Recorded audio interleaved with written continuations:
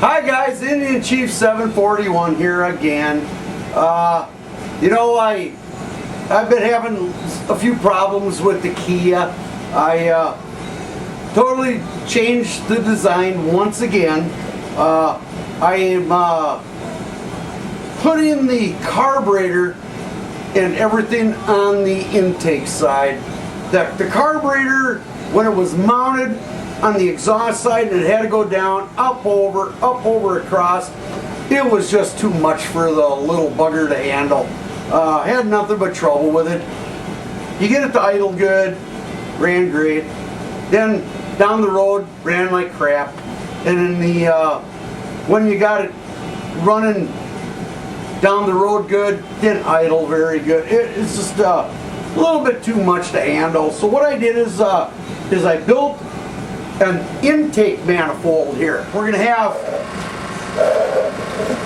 exhaust coming through here to heat up the tube and the carburetor, because believe it or not, even when the carburetor was mounted on the exhaust side, I had it coming down through the side of it. Big mistake, I should have had it on the top, but the carburetor just got so freezing cold that the low jets and the mid jets wouldn't work on anything I stuck on it. It just frosted up like a snowball. So now, being that this is heated, I'm hoping that it heats up the carburetor. I've done just a real quick experiment on it. I took the existing intake that was on there from the on-demand system, the Geet, whatever you wanted to call it, and I put the little tiny Weber back on there. In this car, I could drive it 65 to 80 miles an hour for a short distance until the carburetor got cold. And then it started giving me troubles again. So what I did was built this intake now, and I'm kind of hoping that this is going to be kind of an on-demand system, but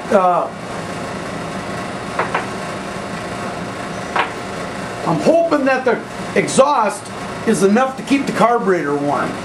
And I'm hoping that this can I got here on the bottom is enough to heat up the the fuel and air mixture to help vaporize it.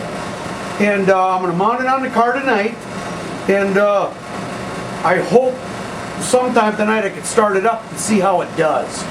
And if it can sit there and just run without frosting up that carburetor, I know it's going to at least run good, you know. I don't know what it's going to give me for mileage, but I think it's just an intake manifold on steroids, you know. And I'm kind of hoping that with the exhaust, it's enough to heat up this upper plate, and the water heat up the lower plate to vaporize this fuel. I've got a few baffles in here. Otherwise, it's open. I didn't go with separate tubes.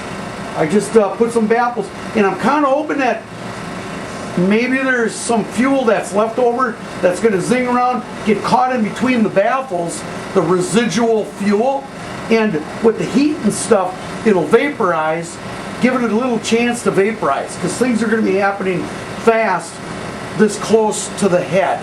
I mean, I don't know. It's just a matter of getting the car running. And I've been having nothing but troubles with that Geet or the on-demand system. There was no happy medium. And I tell you, if somebody's out there that can get a Geet system working on a car where it idles good, runs good, give her the gas, keep up with traffic, pass somebody every once in a while, kudos to you, because I sure the heck couldn't do it. And I've stuck a lot of time into this car. And I'm pretty much done. I'm going to go back to just a heated intake manifold and really hope that it at least helps. Remember, the car only got 17 to 19 miles a gallon. Right now, I just want it in the 20s. I mean, I'd be happier than heck if I could get 30 out of it. But in my other videos, I always said that this carburetor was too small.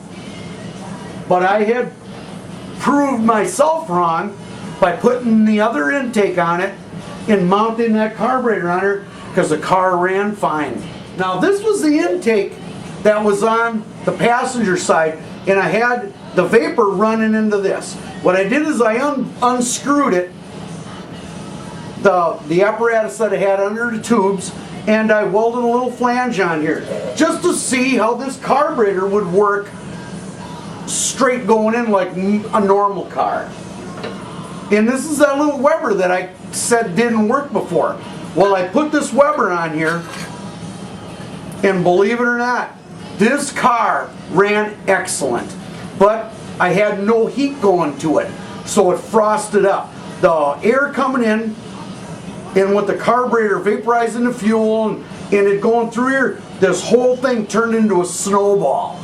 It was just unbelievable. It was like a refrigeration unit. It was just unbelievable how cold this and the carburetor got. And within 10 or 15 minutes driving it down the road, it really literally wanted to quit running because things were frosted up. This